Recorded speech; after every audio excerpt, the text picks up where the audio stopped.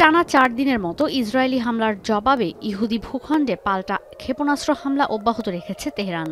Tel Aviv, হাইফার মতো বড় বড় শহরে ইরানের এমন মিসাইল বৃষ্টি ও আগ্রাসী হামলা আগে কখনোই দেখেনি ইসরায়েল। দুই দেশের ক্ষয়ক্ষতি নিরূপণ কঠিন হওয়ার পাশাপাশি কোন পক্ষ এই যুদ্ধে কতদিন টিকে থাকবে, কার কাছে কতটুকু অস্ত্রের মজুদ আছে, সেই প্রশ্ন থেকেই যাচ্ছে। সংবাদ মাধ্যম আল জাজিরার বিশ্লেষণধর্মী প্রতিবেদন বলছে, মধ্যপ্রাচ্যের সবচেয়ে বড় মিসাইল প্রোগ্রাম কক্ষিগত ইরানের কাছে। ধারণা করা হয় বিভিন্ন পাল্লার কয়েক হাজার ব্যালিস্টিক মিসাইল রয়েছে তেহরানের কাছে।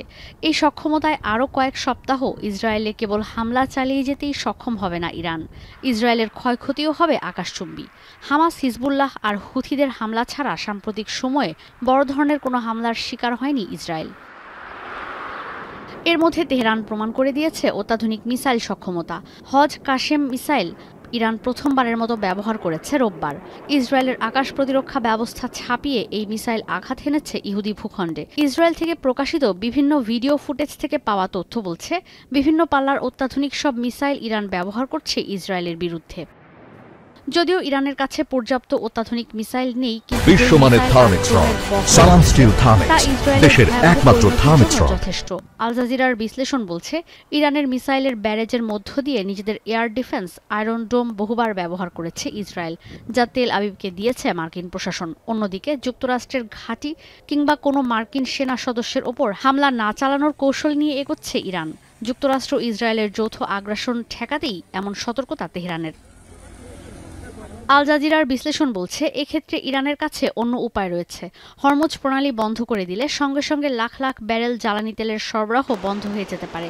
বিশ্ববাজারে ব্যারেল প্রতি জ্বালানি তেলের দর বেড়ে পৌঁছাতে পারে $100 উপরে। হরমুজ প্রণালী বন্ধ করে দিলে ইরান অনেক দেশকে ভোগান্তিতে ফেলতে পারে। দেশের আর্থিক পরিস্থিতি বিবেচনায় নিয়ে যুদ্ধ আরও দীর্ঘায়িত নাও করতে পারে তেহরান। ইরানের সমরাস্ত্রের মজুদ পর্যাপ্ত থাকলেও ইসরায়েলের সমরাস্ত্র শেষ হলে যুক্তরাষ্ট্র সহযোগিতা করবে, এমন আশঙ্কায় যুদ্ধ আর দীর্ঘায়িত নাও করতে পারে তেহরান। অন্যদিকে Institute for the Study of War বলছে, ইরানের হামলার ধরনে স্পষ্ট তেহরানের অস্ত্রের মজুদ কমছে। সেনাবাহিনী ও সশস্ত্র বাহিনীর শীর্ষ কর্মকর্তাদের হত্যা করা হয়েছে। হুমকির মধ্যে রয়েছে সর্বোচ্চ ধর্মীয় নেতা আয়াতুল্লাহ আলী খামেনির জীবন। এমন পরিস্থিতিতে যুদ্ধবিরতি কার্যকর না করে কতদিন টিকে থাকবে ইরান, সেই প্রশ্ন ঘুরছে নানা মহলে। ঈশিতা ব্রহ্ম, এখন বিশ্ব।